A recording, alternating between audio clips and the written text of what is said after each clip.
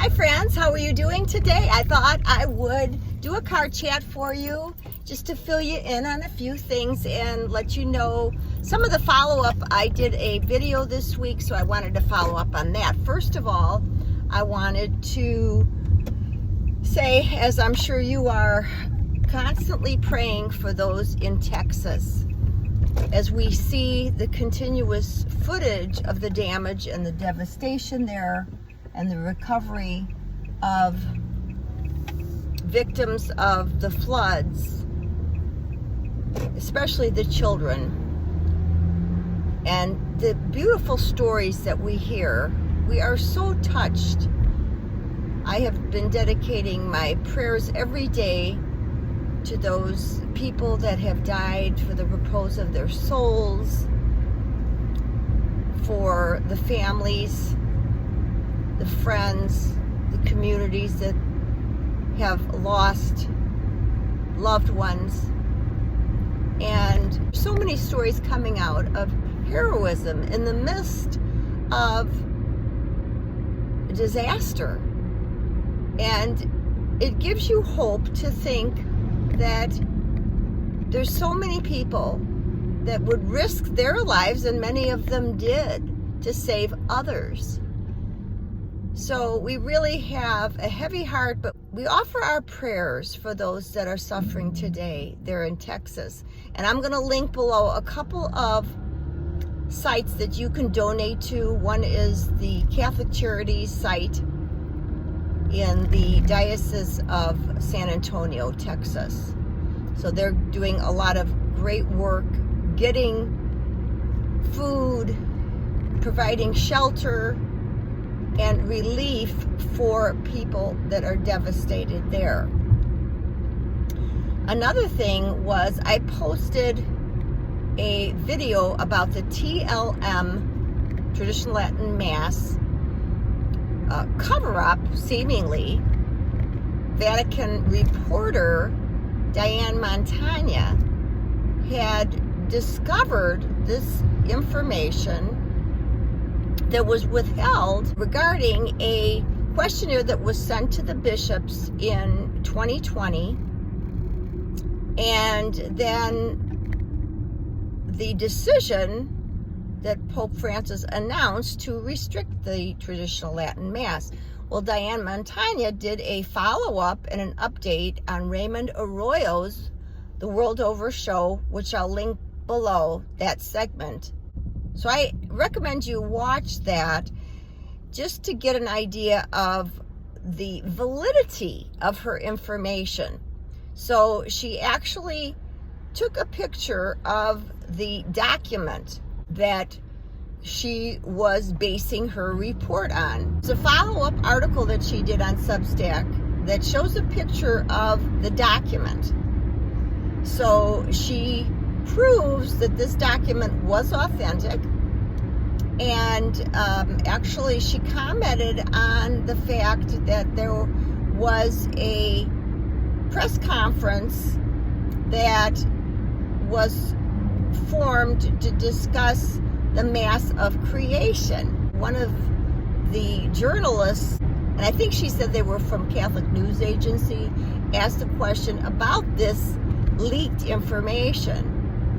So the only comment to that was that there were other sources besides this document that, and other committees that were part of the decision that Pope Francis made to restrict the traditional Latin Mass. So Raymond Arroyo asked Diane Montagna on his show if she thought, because of the worldwide exposure of this, that he would address it. And she thought maybe possibly in the fall. So we'll have to wait and see about that. Have you watched The Chosen? I finished earlier this week watching season 5 of The Chosen. It is streaming now on Prime Video. I highly recommend you watching it. If you've watched it, let me know what you thought about it. I absolutely loved it. I was just blown away by the acting was superb. The plot line was fantastic. It's really, this season 5 is called The Last Supper, and it goes through the events of Holy Week. And I'm not going to spoil anything for you if you haven't seen it, but my takeaway from it was I loved the artistic interpretation of those events. They came to life, and I was particularly interested in the character, the depiction of Judas at the Last Supper, and what led up to his agreeing to lead those that were wanting to bring charges against him to him. And the last scene in season 5, that last episode, it was just amazing. I was in tears watching it because it's so moving. So I highly suggest that you watch it. If you haven't watched The Chosen at all, start from season 1, download the Chosen app, and watch all of the seasons. It's a fantastic binge series and a must, I feel. Now, I want to talk about, as we're in the month of July when I am making this video, the month of July in the Catholic Church is specifically devoted to the precious blood of Jesus.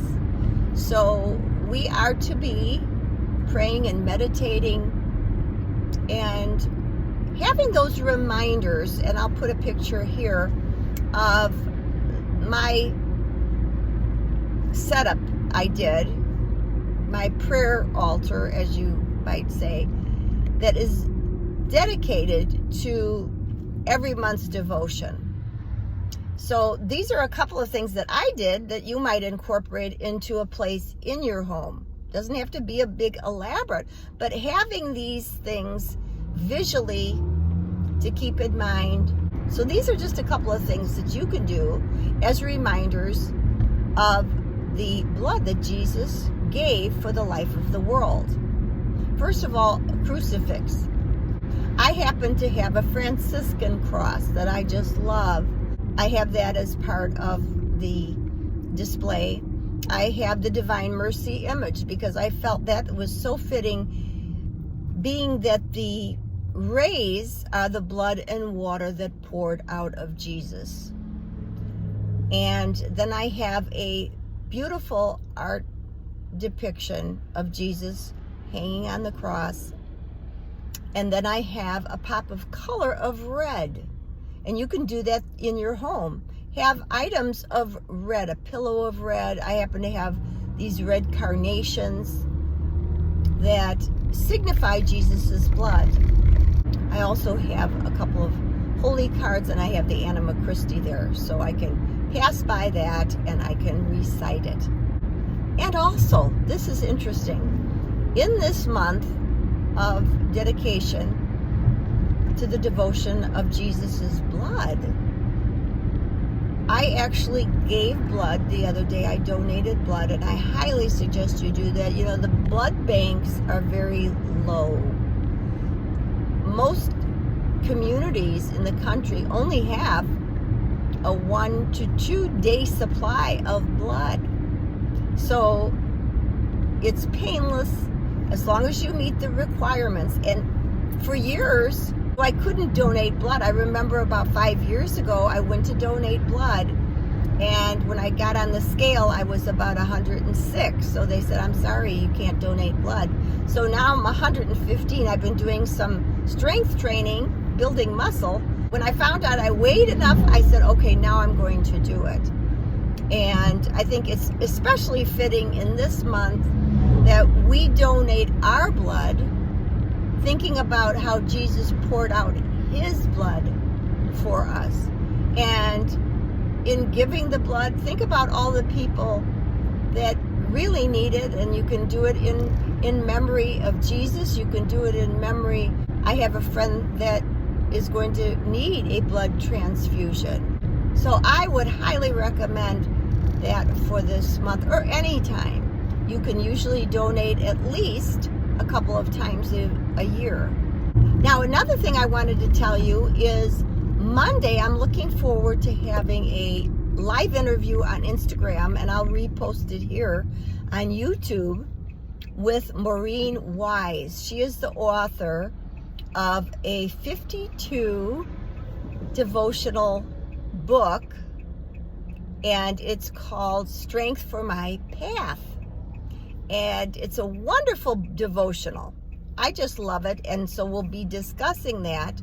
That'll be on my Instagram page, Catholic Connection, this coming Monday, and that'll be at 1:30 Central Time. So tune in for that. And also, my friends, if you have special intentions, please leave it in the comments below. You can do that in any of the videos that I put out. I would love to pray for you. I pray a rosary and a chaplet every day, and I'd love to remember you in prayer. So don't forget to add that to the comments of this or any video. Now that I have reached my destination, I wanted to show you a couple of things I just got at my Catholic bookstore. This one is perfect for this month, being dedicated to the precious blood of Jesus. It's a tan little booklet, and it has prayers, it has the meaning of the devotion, how it came about, a lot of things for you to meditate on, so that's wonderful. I'll be sharing this on my stories on Instagram. I bought a couple of holy cards. You know, I have my holy card display, so I keep adding different holy cards. This one caught my eye because I come from a line of firefighters. My grandfather was a fireman, and my dad was a fireman. So this is the fireman's prayer. And Saint Florian is the patron saint of firefighters. The feast day is May the 4th.